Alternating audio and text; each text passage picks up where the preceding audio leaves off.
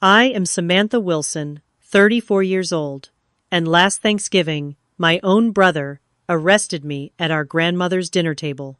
After 12 years in military intelligence, I had finally made general and decided it was time my family knew the truth about my career.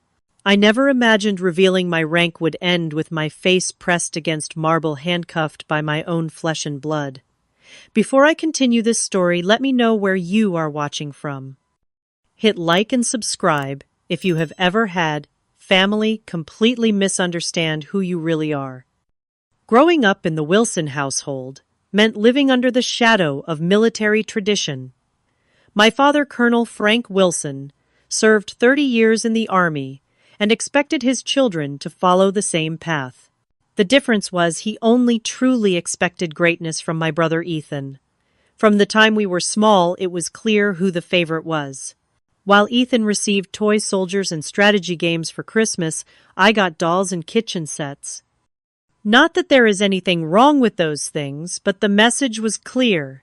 Ethan was the warrior. I was supposed to be the supportive military wife someday. When I expressed interest in joining the service at 17, my father laughed.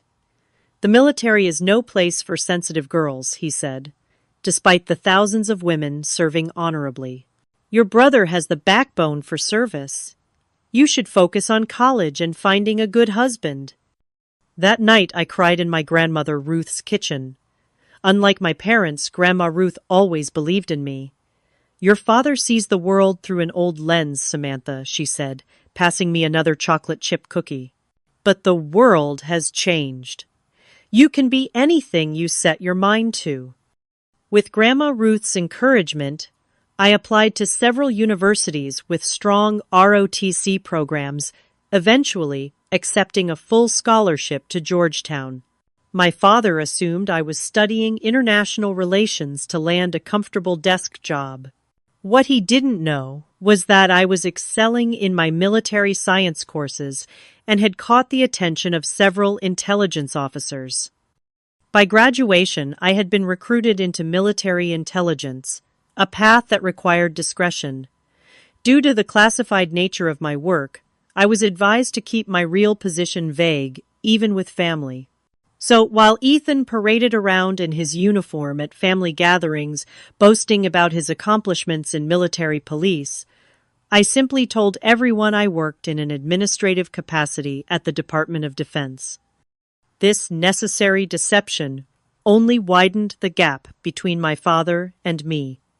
At every family gathering, it was the same routine. Dad would beam with pride as Ethan shared sanitized versions of his military police work while giving me dismissive nods when I deflected questions about my desk job. Such a shame, I once overheard him telling my uncle. "Samantha had potential as a girl, but she lacks the drive Ethan has. Pushing papers while her brother puts his life on the line." Only Grandma Ruth seemed to sense there was more to my career than I let on. "Your eyes tell a different story than your words," she told me once, while we washed Thanksgiving dishes. "Whatever you really do, I can tell it matters." She was right. What started as an entry-level intelligence position had evolved into a distinguished career. I had served in 3 conflict zones, helped dismantle 2 major terrorist networks, and contributed to operations that saved countless American lives. My rapid promotions reflected my dedication, culminating in my recent advancement to Brigadier General at just 34, one of the youngest in modern history. After receiving my star, I decided it was finally time to tell my family the truth. 12 years of dismissive comments and underestimation had worn me down. I wanted my father to know that his daughter had not only succeeded in military service, but had achieved a rank higher than he ever had. The week before Thanksgiving, I carefully packed my dress uniform, complete with my new general's star and the numerous commendations I had earned over the years. I placed them in a special locked briefcase, along with my identification and classification documents. The briefcase itself was military issue with security features to protect sensitive contents. As I drove to Grandma Ruth's house for our traditional Thanksgiving gathering, my stomach churned with anxiety. How would they react? Would my father finally show the respect he had always reserved for Ethan? Would my brother be supportive or resentful that his paper-pushing sister had outranked him? Most painfully, I recalled the countless times Ethan had belittled my career in front of the family. While some of us are out maintaining order and facing real dangers, he once said, looking directly at me, others get to sit in air-conditioned offices, pushing papers. Another time, he had jokingly asked if I had gotten paper cuts in the line of duty. Each barb had stung, especially knowing what I had really experienced in the field. Despite the anxiety, I was determined. That Thanksgiving would be different. By dessert, they would all know exactly who I was and what I had accomplished. Little did I know how dramatically my revelation would unfold, or how much it would cost me. Grandma Ruth's house always smelled like cinnamon and sage on Thanksgiving. The familiar scent hit me as soon as I stepped through the front door, briefcase clutched tightly in my right hand. My grandmother spotted me first, her face lighting up as she hurried across the foyer, arms outstretched. "Samantha, right on time as always," she said, enveloping me in a warm hug that smelled of her signature perfume and turkey drippings. "Happy Thanksgiving, Grandma," I replied, returning her embrace with my free arm. "Everything smells amazing."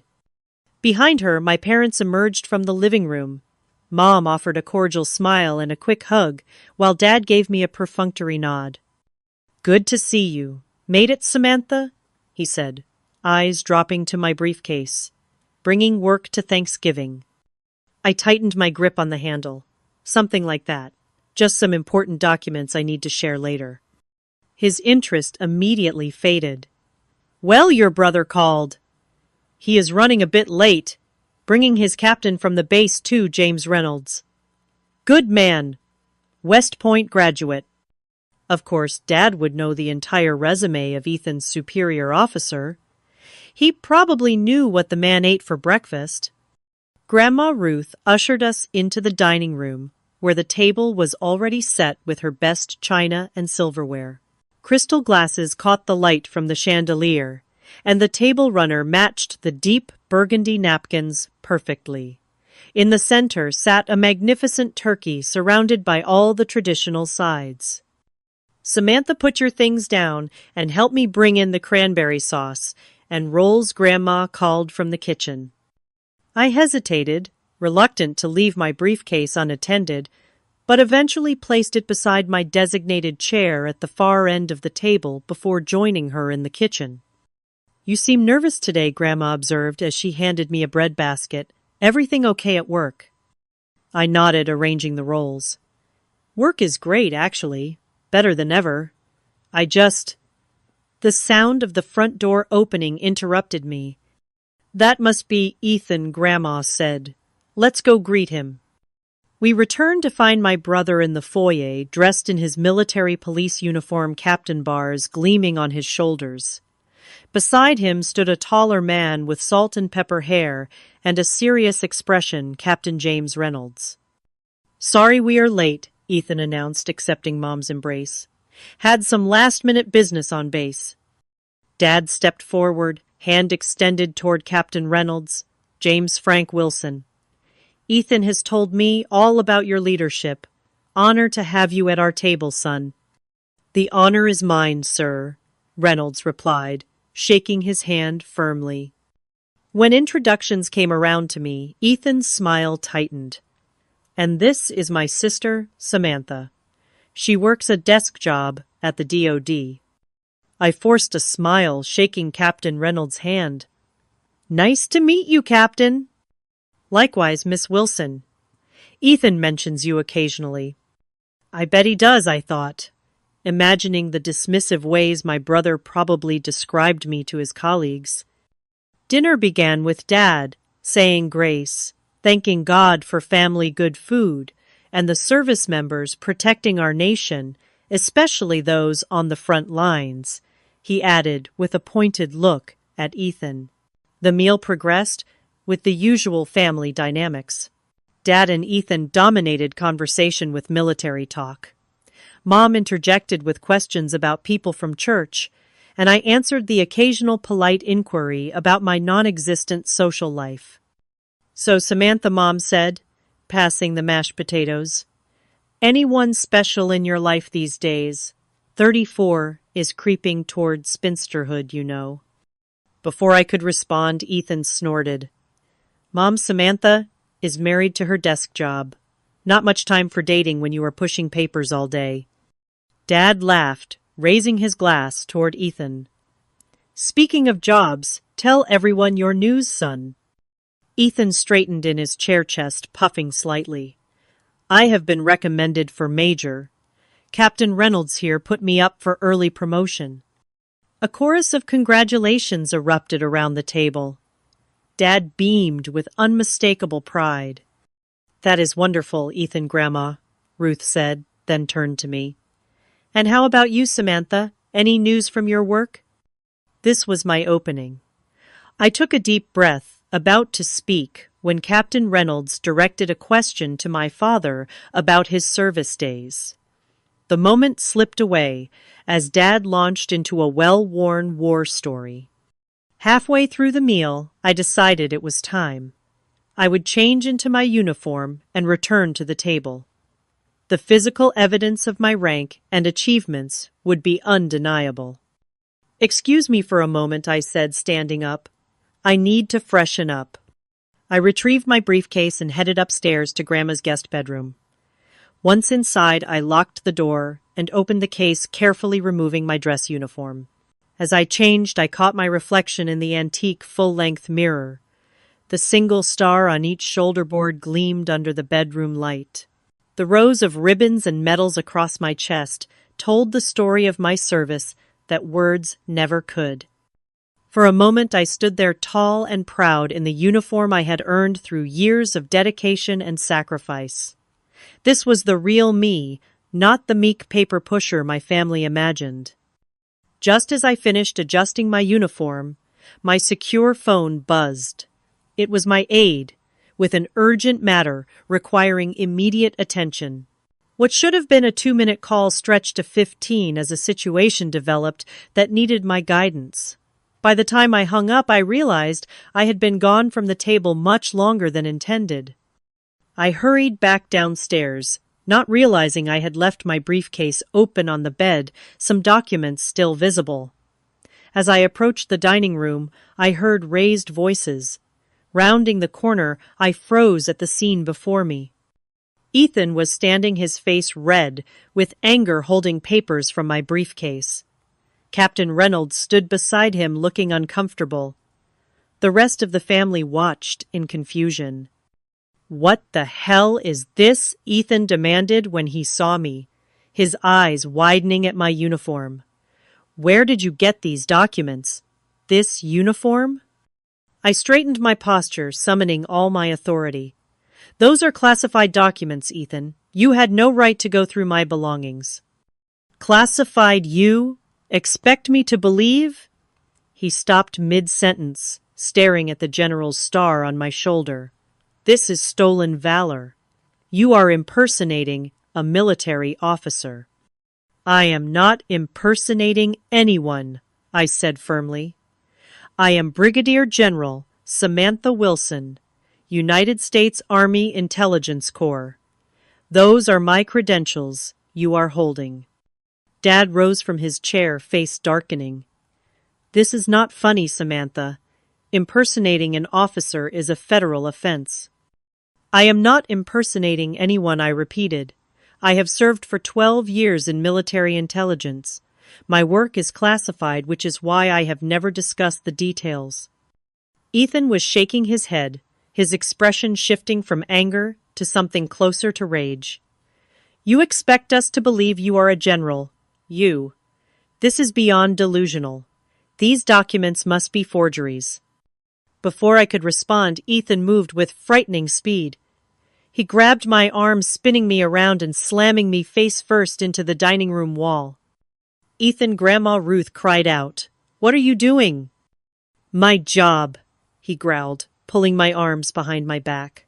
"You're under arrest for impersonating a military officer and theft of government property." "My own brother," snarled, as he slammed my face against the cold marble floor of our grandmother's dining room, his knee digging into my back as he roughly secured handcuffs around my wrists.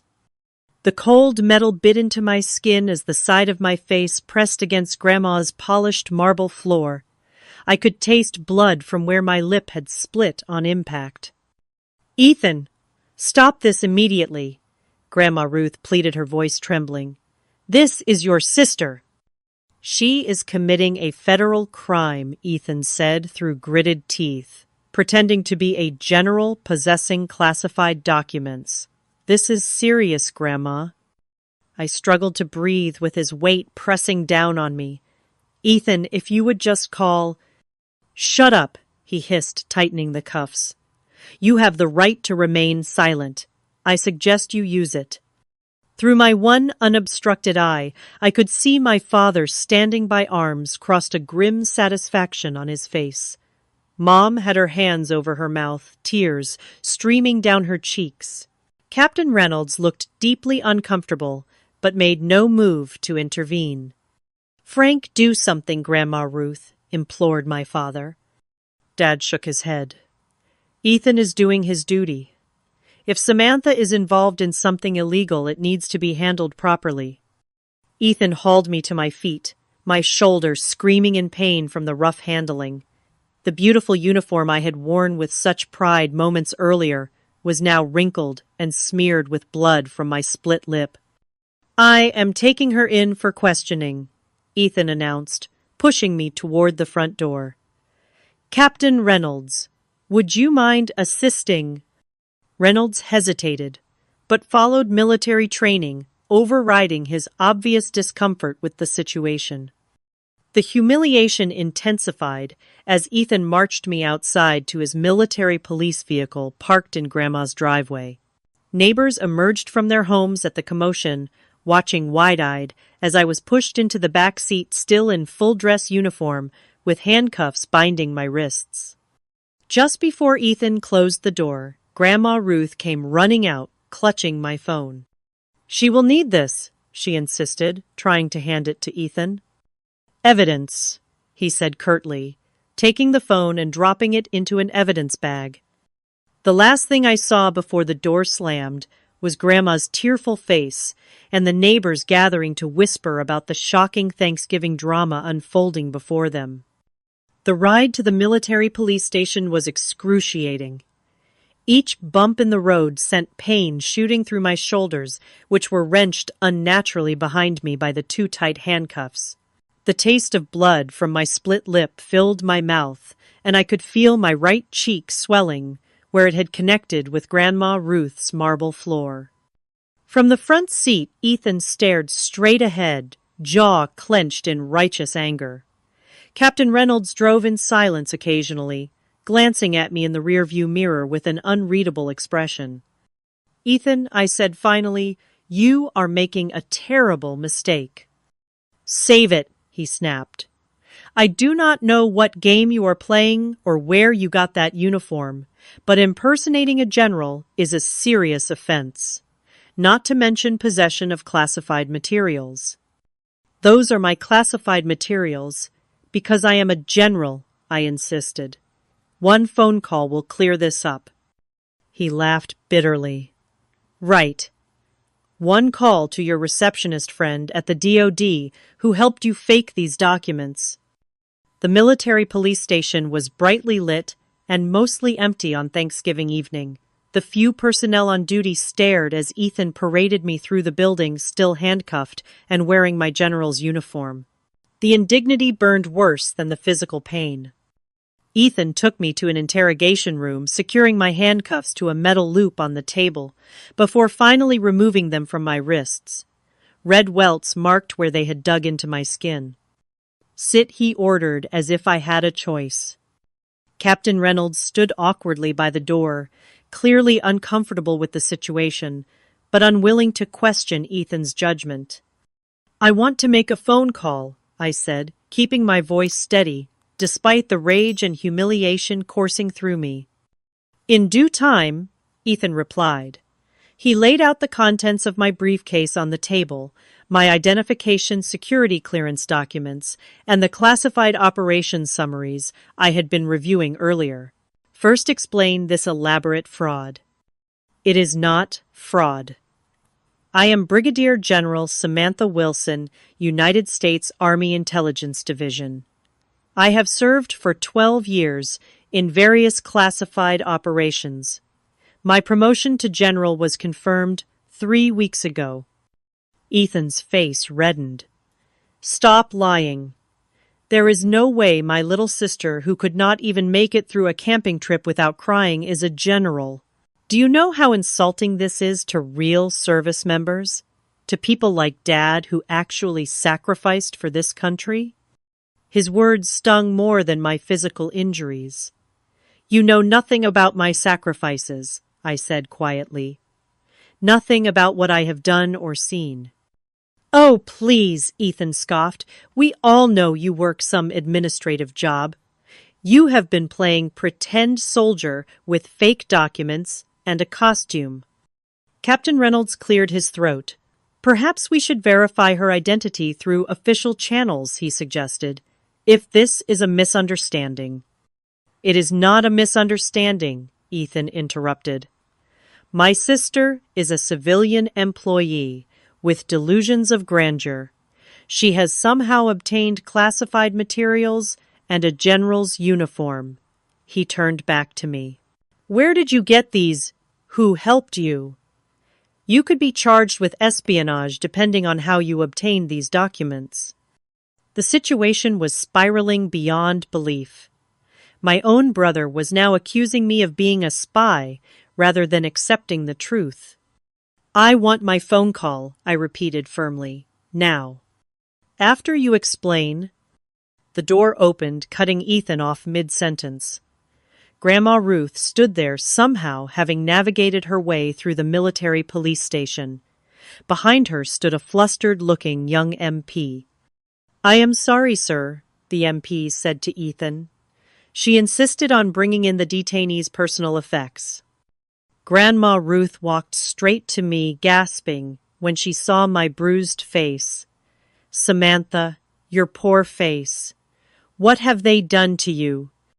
"She is fine," Grandma Ethan said dismissively.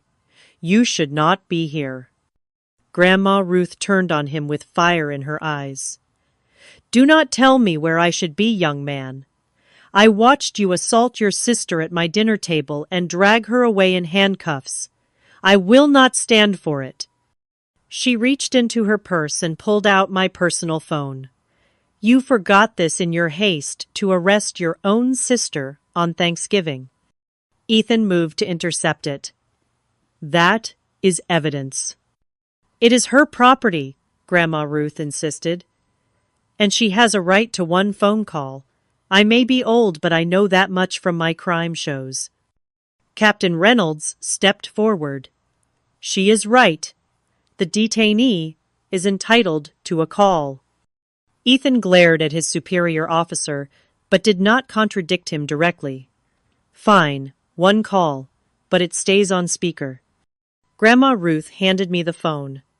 With my hands still secured to the table, I had limited mobility, but I managed to access my contacts and find the direct line to General Michael Harrison's office at the Pentagon. He was my immediate superior and would be able to clear this up instantly. "Who are you calling?" Ethan demanded. "My commanding officer," I replied, pressing the call button. A moment later, a crisp voice answered. "General Harrison's office, Lieutenant Colonel Parker speaking." "This is General Wilson," I said clearly. "I need to speak with General Harrison immediately. Authentication code Sierra Tango 479 Delta." There was a brief pause. "One moment, General." Ethan rolled his eyes clearly, believing this was all part of my supposed charade. But his expression shifted slightly when the voice returned with notable deference. "General Wilson, connecting you to General Harrison now." A deeper voice came on the line. "Harrison here. Wilson, it is Thanksgiving. This better be important." "Sir, I apologize for the interruption, but I am currently being detained by military police under suspicion of impersonating an officer and possessing classified materials." There was a long silence. "Then you are what?" "My brother is military police, sir. He did not believe my rank is genuine and has arrested me." "Where are you being held?" I gave him the details of the base and MP station. "Stay put. This will be resolved immediately." The line went dead. Ethan looked skeptical. "Nice performance. Your friend does a good impression of a military officer." "That was not a performance," I said. "That was Lieutenant General Michael Harrison, Deputy Director of Military Intelligence, and my direct superior. And in about 30 minutes your career is going to implode unless you remove these restraints and start treating me with the respect my rank deserves." "More threats and lies," Ethan said, but I detected a hint of uncertainty in his voice. Captain Reynolds was looking increasingly concerned. Sure enough, less than 5 minutes later the station phone rang. The young MP who had escorted Grandma Ruth answered it, his face paling as he listened. He handed the phone to Captain Reynolds, who straightened instantly as he heard the voice on the other end. Yes, sir. Understood, sir. Right away, sir." Each "sir" seemed more urgent than the last. He hung up and turned to Ethan, his face drained of color. "Release her. Now." "What but?" "That was Colonel Davidson, the base commander. He is on his way here personally with a security detail. General Wilson is to be released immediately and given all due respect according to her rank." Ethan stood, frozen disbelief etched across his face. "This has to be a mistake." Captain Reynolds moved quickly to unlock my restraints. "The only mistake was arresting a superior officer without proper verification of identity. This is a career-ending move, Sergeant Wilson." As the restraints fell away, I rubbed my raw wrists and stood up, straightening my disheveled uniform as best I could. Despite the pain and humiliation, I felt a small flicker of vindication. Within 30 minutes, the small station was flooded with high-ranking officers. Colonel Davidson arrived first, his face a thundercloud of controlled fury. Behind him came a security detail of 4 soldiers who immediately positioned themselves around me protectively. And just like that, everything changed. The transformation in the room was immediate and dramatic. Where moments before I had been a suspected criminal, I was now the highest-ranking officer present. Colonel Davidson approached me with a crisp salute. "General Wilson, please accept my deepest apologies for this unconscionable situation. Medical personnel are en route to attend to your injuries." I returned his salute, feeling the sting of my split lip as I spoke. "Thank you, Colonel." Ethan stood speechless, his face cycling through emotions, disbelief, confusion, and dawning horror as the reality of what he had done began to sink in. Captain Reynolds stepped forward. "General, we're here to escort you wherever you need to go.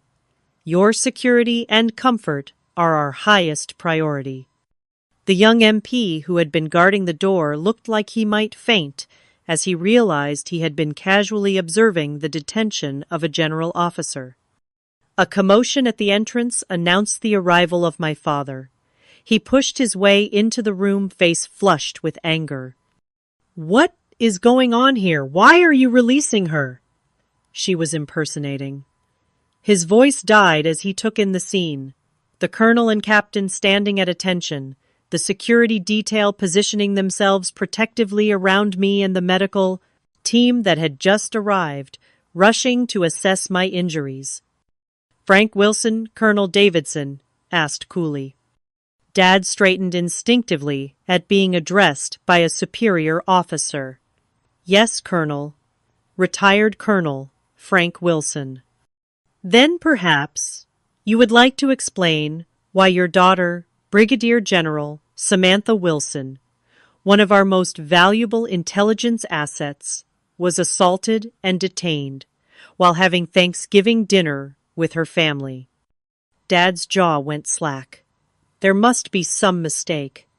Samantha works an administrative job at the Pentagon. That is her cover, yes, Colonel Davidson replied. General Wilson has been involved in some of the most sensitive operations this country has conducted over the past decade. Her recent promotion to general was well earned and long overdue. A medic was dabbing at my split lip with antiseptic, while another examined the bruising on my face and the abrasions on my wrists. I winced as they worked, but kept my eyes fixed on my father and brother.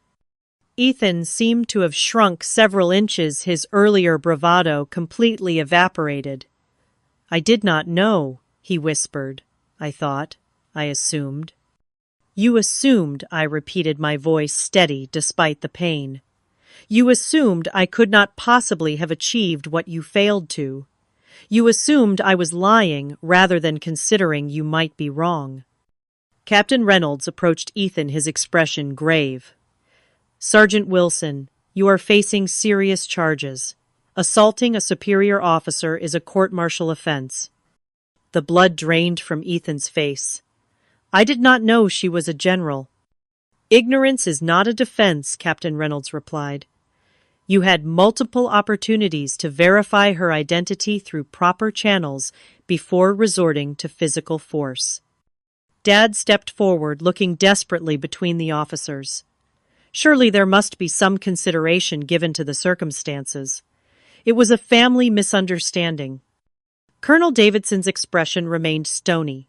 A family misunderstanding that resulted in injuries to a general officer and potential compromise of classified information due to Sergeant Wilson's reckless handling of secure documents.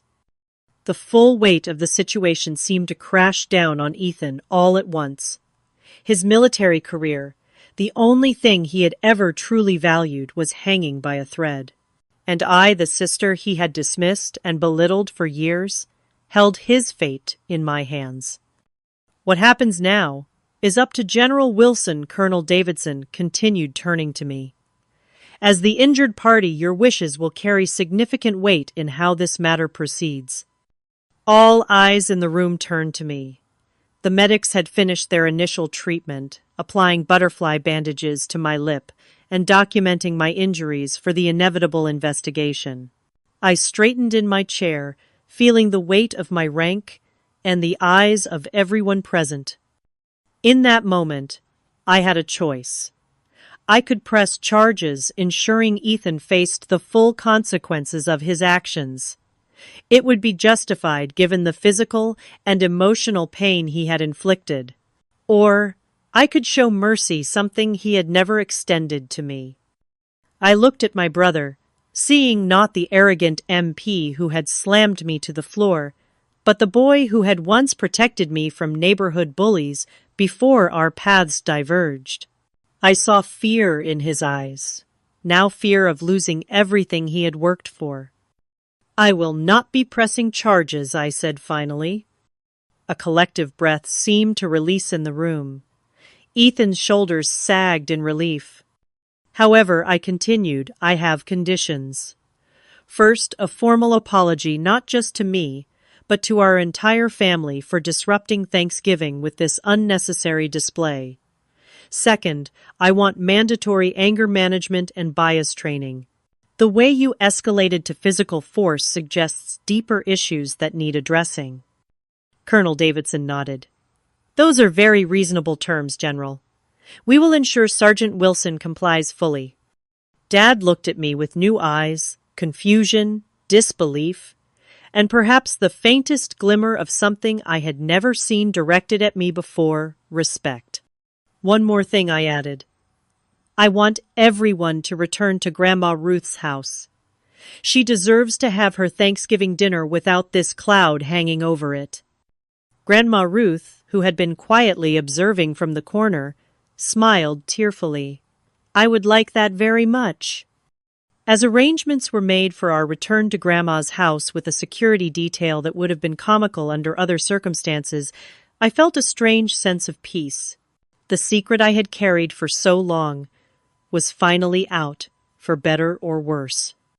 Captain Reynolds approached me as we prepared to leave. "General Wilson," he said quietly, "I want to personally apologize for my role in this situation. I should have intervened sooner." I studied him for a moment. "You were caught in an impossible position, Captain, but in the future, remember that true leadership sometimes means questioning orders that don't feel right." He nodded solemnly. "Yes, General, I will remember that." As we filed out of the station, I caught a glimpse of myself in a window reflection uniform, disheveled face, bruised, but standing tall. The mask had finally fallen away, revealing the woman I had become while my family wasn't looking. The procession back to Grandma Ruth's house was unlike anything our quiet suburban neighborhood had ever seen. 2 military police vehicles with lights flashing led the way, followed by Colonel Davidson's official car, then the medical vehicle where I sat, having my injuries further tended to, and finally several more vehicles carrying various officers and the security detail. By the time we pulled up to Grandma's familiar driveway, every neighbor on the block was outside watching the spectacle. The same people who had witnessed my humiliating arrest hours earlier now saw me emerge from a medical vehicle escorted by uniformed officers who treated me with unmistakable deference. Mom was waiting at the front door, her eyes red from crying. She gasped when she saw my face up close, the bruised cheek, split lip, and the angry red marks still visible on my wrists. "Samantha," she whispered, reaching out, but stopping short of touching me as if afraid I might break. "What happened?" they said. "They said, you are a general." Brigadier General Colonel Davidson corrected as he followed me inside. One of the youngest ever appointed, and for good reason. Mom looked between us, struggling to reconcile the daughter she thought she knew with this new reality. "But you never said anything." "I could not," I replied simply. "My work required discretion." The dining room had been hastily put back in order, though evidence of the earlier chaos remained a wine stain on the tablecloth. A chair still overturned my briefcase contents, carefully replaced but obviously disturbed. Grandma Ruth busied herself reheating food, while the security team established a perimeter around the house, much to the neighbors' fascination. Dad entered last, looking diminished in a way I had never seen before. Behind him came Ethan and Captain Reynolds, both silent and avoiding eye contact with everyone. Colonel Davidson cleared his throat. "Mrs. Wilson, I apologize for the disruption to your holiday. With your permission, I would like to explain the situation to the family so there can be no further misunderstandings." Grandma Ruth nodded, gesturing for everyone to take their seats at the table. I noticed my place had been reset with her best china and a fresh napkin. As we settled around the table, an absurd parody of the dinner that had been interrupted hours earlier, Colonel Davidson remained standing. The security detail positioned themselves discreetly around the perimeter of the room. "The woman you know as Samantha Wilson," Colonel Davidson began, "has been serving in military intelligence for 12 years. Due to the sensitive nature of her work, she was under strict orders not to disclose her true role or rank even to family members." He paused, making eye contact with each person at the table. 3 weeks ago, she was promoted to Brigadier General following her exceptional leadership in an operation that cannot be discussed in this setting. She is one of the youngest generals in modern military history, and her record is exemplary. Mom's hand covered her mouth. Dad stared fixedly at the tablecloth. Ethan looked like he might be sick. The documents Sergeant Wilson discovered are legitimate and highly classified. By forcibly seizing them, he potentially compromised national security protocols. By physically detaining General Wilson, he committed a serious offense against a superior officer. Captain Reynolds shifted uncomfortably in his seat. "Sir, if I may?" Colonel Davidson nodded. "I bear responsibility as well," Captain Reynolds said. "As the senior officer present, I should have intervened when the situation escalated. Instead, I deferred to Sergeant Wilson's judgment without proper verification." "Your failure to act appropriately will be addressed separately," Captain Colonel Davidson replied coolly. Ethan finally looked up, his face ashen.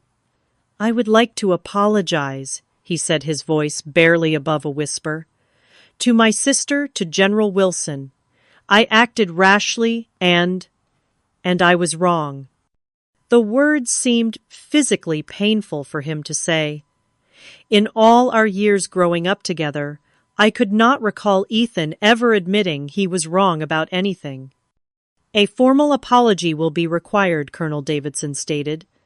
"But for now, let us try to salvage what remains of this family gathering." As if on cue, Grandma Ruth began bringing reheated food back to the table. The absurdity of trying to resume Thanksgiving dinner under these circumstances struck me suddenly, and I had to suppress an inappropriate urge to laugh.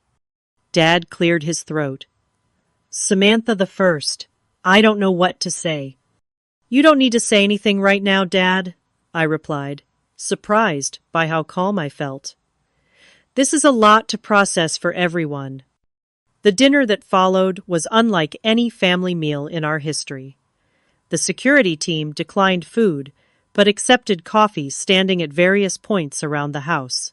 Colonel Davidson joined us at the table, filling in what details he could about my career while carefully avoiding classified information.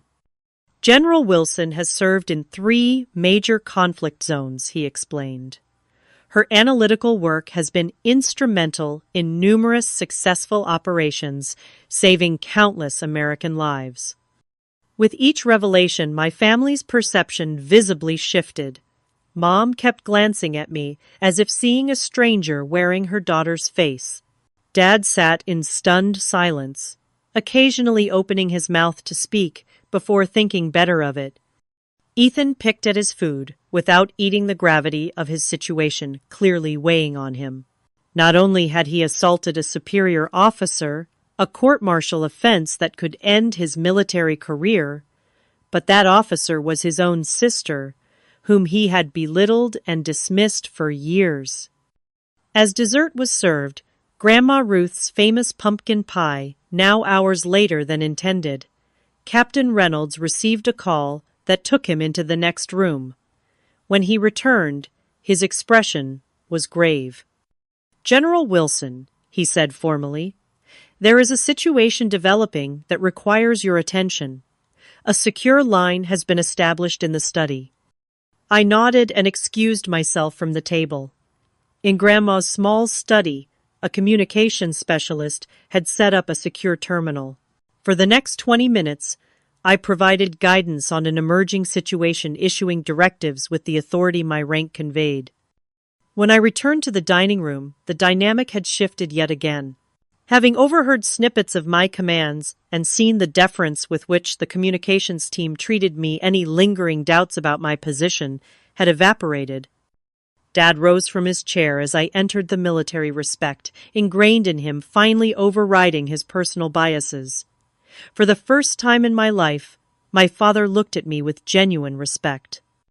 "General," he said formally, almost at attention. "Dad, you don't have to." "I do," he interrupted. "I spent years underestimating you, Samantha. I was wrong, and I owe you the respect you've earned." The simple acknowledgement I had craved for so long should have felt triumphant. Instead, it felt bittersweet. Why had it taken stars on my shoulders for my father to see my worth? Ethan remained, seated, his career and self-image in tatters. I sat beside him, wincing slightly, as my bruised ribs protested the movement. "What happens now?" he asked quietly. "That depends on you," I replied.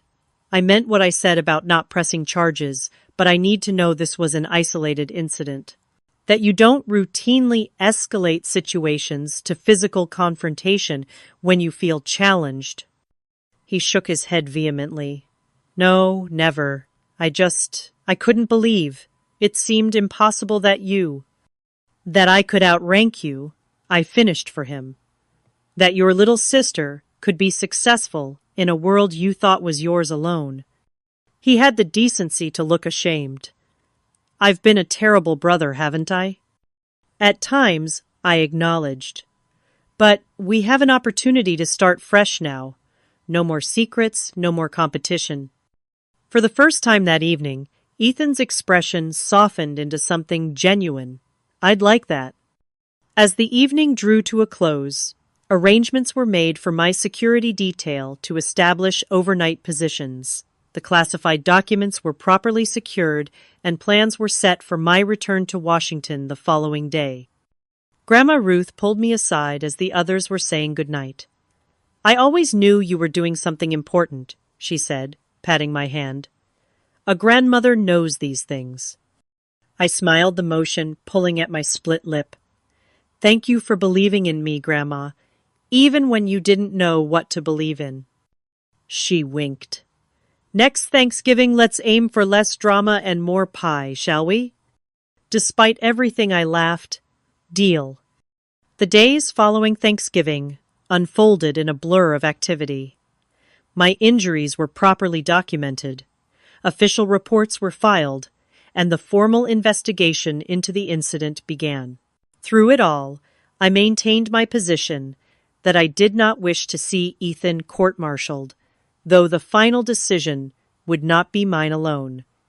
1 week after the disastrous dinner, I returned to Grandma Ruth's house. This time, there was no security detail, no motorcade, just me in civilian clothes, my face still showing fading bruises but healing well. The entire family had gathered at my request. This time, there would be no secrets, no misunderstandings, just honest conversation about where we went from here. Grandma Ruth greeted me with her usual warm hug, careful of my healing ribs. Mom hovered anxiously, still unsure how to relate to this daughter she had never truly known. Dad stood awkwardly in the living room, the lifetime of military discipline warring with his uncertainty about our new dynamic. Ethan arrived last, accompanied by Captain Reynolds, who had become something of a mediator in the family drama. My brother looked different, humbled certainly, but there was something else, too. The arrogance that had defined him for so long had given way to a quieter demeanor. "Thank you all for coming," I began once we were settled in Grandma's living room. "I thought it was important for us to talk openly now that everyone knows the truth about my career." Dad cleared his throat. "Samantha General, I want to apologize for." I held up a hand. "Dad, please. In this house, I'm just Samantha, your daughter, not my rank." He nodded, looking oddly relieved. "Samantha, then I owe you an apology for the way I've treated you all these years. I was wrong to dismiss your career to favor Ethan to fail to see your potential." "Thank you," I said simply. "That means a lot to me." Mom wiped at her eyes. "I just don't understand why you couldn't tell us. We're your family." "It wasn't a matter of trust," I explained. "It was protocol. The work I do, the operations I've been involved in, they require absolute discretion. The fewer people who know, the safer everyone is." "But you were going to tell us at Thanksgiving," Ethan pointed out. "What changed?" I sighed. My recent promotion made aspects of my role more public. I was given permission to disclose my rank and general position, though the details of my work remain classified. Captain Reynolds, who had been quiet until now, spoke up. "Having reviewed General Wilson's service record, what parts of it aren't classified anyway, I can tell you all that you should be extraordinarily proud.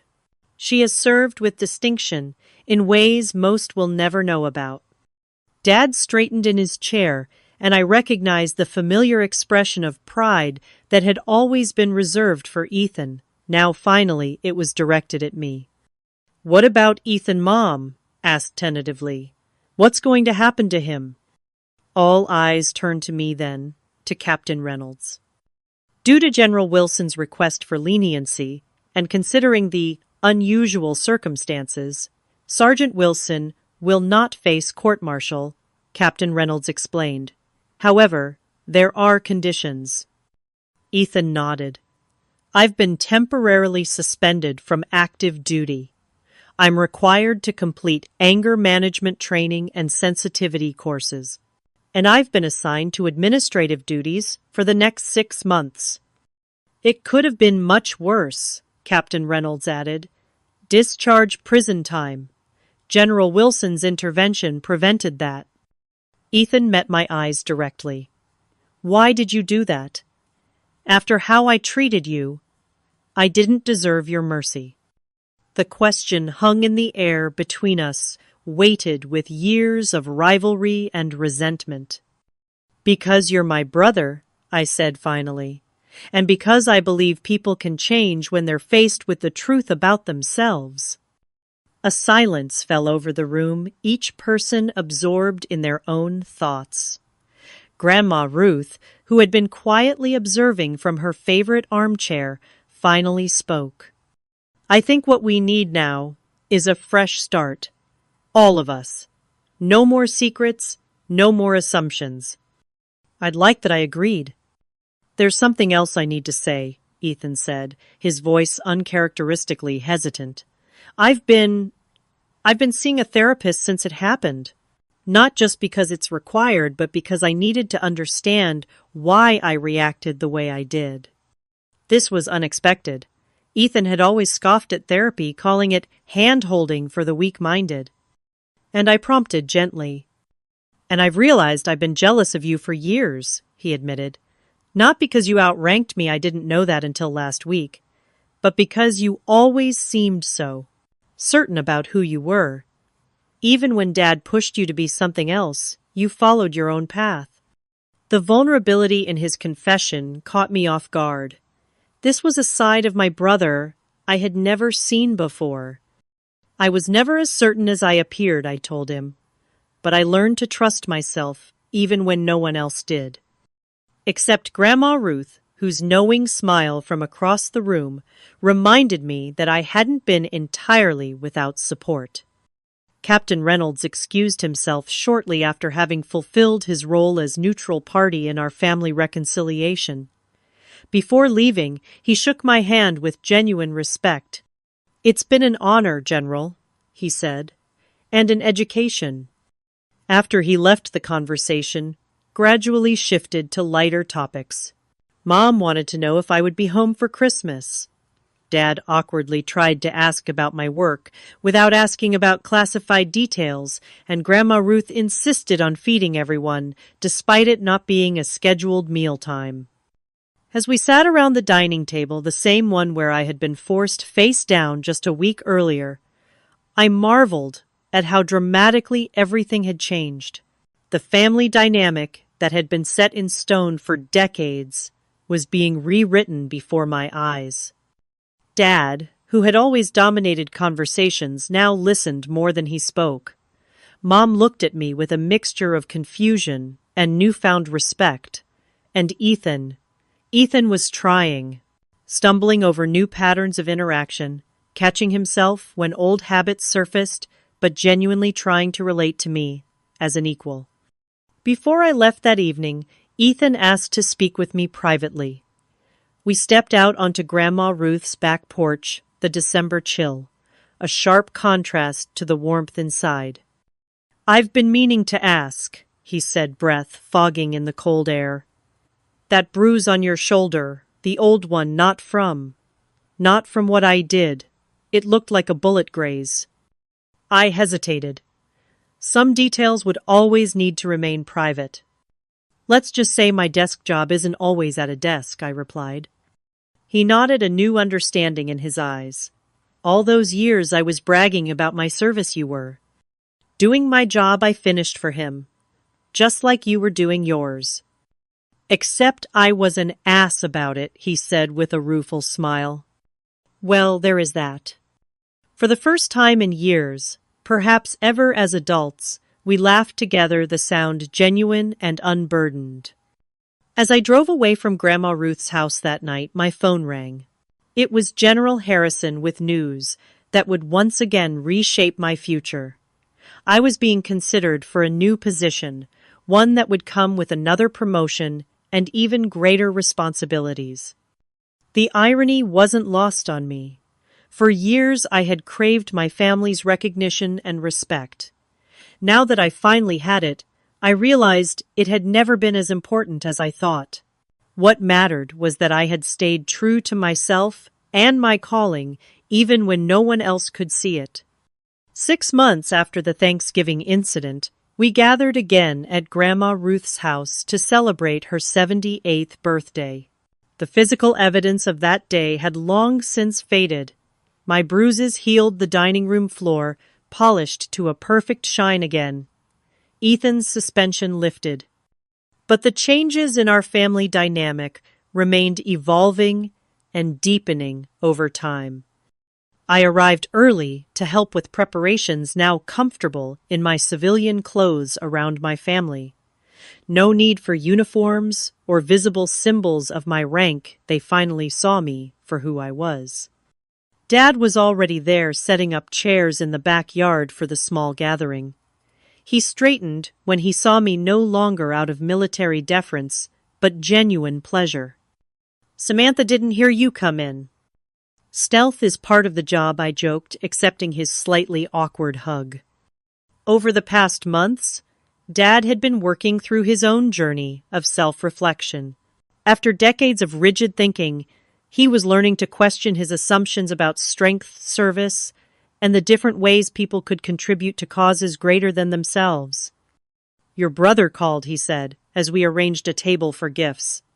"Running a few minutes late, but definitely coming." "And how's he doing, really?" I asked. Dad considered the question seriously. "Better, I think. The therapy seems to be helping. He talks more about feelings now, which is an adjustment for an old warhorse like me. But it's good." "He's good." Ethan's transformation over the past 6 months had been remarkable.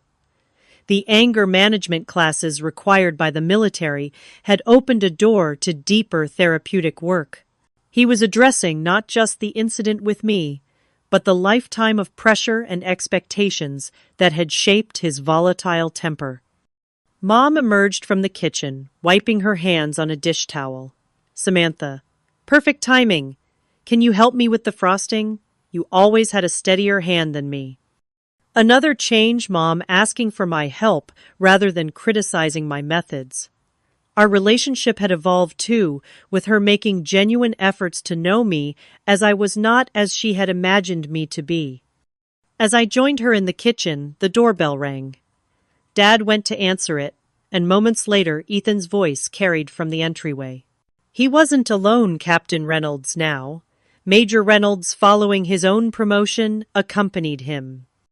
The two had formed an unexpected friendship in the aftermath of the incident. Reynolds had taken on an unofficial mentoring role, helping Ethan navigate the consequences of his actions and find a healthier path forward in his military career. Grandma Ruth made her entrance last, refusing to accept that she should have been the first one ready at her own birthday celebration. "Why would I be ready early?" she demanded, when Mom gently chided her. "Then I'd just be sitting around waiting for everyone else." Her practical wisdom, as always, was hard to argue with. As we gathered around the dining table now, a place of reunion rather than conflict, I marveled at how much had changed in half a year. The tension that had defined our family gatherings for decades had given way to something more genuine, not perfect, not without awkward moments, but real in a way it had never been before. After lunch, while Mom and Grandma Ruth were debating the proper timing for cake, Ethan pulled me aside. "I've been meaning to tell you," he said quietly. "I got assigned to a joint task force last month, working with some intelligence personnel for the first time." Oh, I kept my tone neutral, though I had actually been consulted about the assignment. "Yeah, it's opened my eyes. The work they do, the pressure they're under, having to maintain covers, even with family." He shook his head. "I never understood before. What it cost you to keep those secrets all those years." "It was my duty," I said simply. "Still, I'm sorry for every time I made it harder." From the dining room, Mom called that it was time for cake. As we rejoined the others, Dad pulled out his phone. "Before we sing, I wanted to show Samantha something," he announced. He handed me the phone open to a photo from his military service days. In it, he stood proudly in uniform, much younger, receiving some award. "Turn to the next one," he urged. I swiped to find a recent photo me in my dress uniform, at a formal military function, receiving a commendation. "I had them framed," Dad said, a catch in his voice. "Side by side in my study. Wilson, family service tradition." It was such a small thing, really. Just 2 photographs. But in that gesture was everything I had ever wanted from him. Acknowledgement, respect, pride. I swallowed hard against the sudden emotion. "Thank you, Dad." Grandma Ruth, never one to let a moment get too sentimental, declared it was finally time for cake. As candles were lit and the traditional birthday songs sung, I caught her watching us all with satisfaction. She had lived long enough to see her family heal, to witness the truth finally bringing us together rather than driving us apart. Later, as the celebration wound down, Grandma Ruth cornered me in the kitchen. "So when are you going to tell them about the promotion?" she asked bluntly. I stared at her in surprise. "How did you—" She waved a dismissive hand. "Please. You think I can't tell when my granddaughter is sitting on big news I wasn't born yesterday? In fact, we just celebrated exactly how long ago I wasn't born yesterday." I laughed. "I'm still getting used to it myself. Major General at 35 isn't common." "Well, you aren't common, dear. Never have been."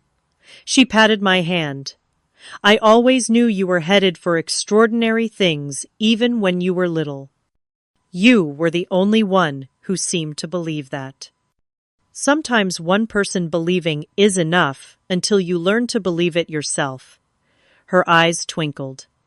"Though I admit I never imagined having to bail you out of military prison." "It wasn't exactly prison," I protested. "Close enough for this old lady's story," she winked. "Now, are you going to tell them tonight or make them wait?" I glanced through the doorway to where my family sat in the living room, Dad and Ethan, deep in conversation, Mom, showing Major Reynolds our old family photo albums. Imperfect, still learning, but trying. "I think tonight," I decided. "No more secrets." Grandma Ruth squeezed my hand. "Good girl." When I announced my promotion to Major General later that evening, the reactions were everything I could have hoped for.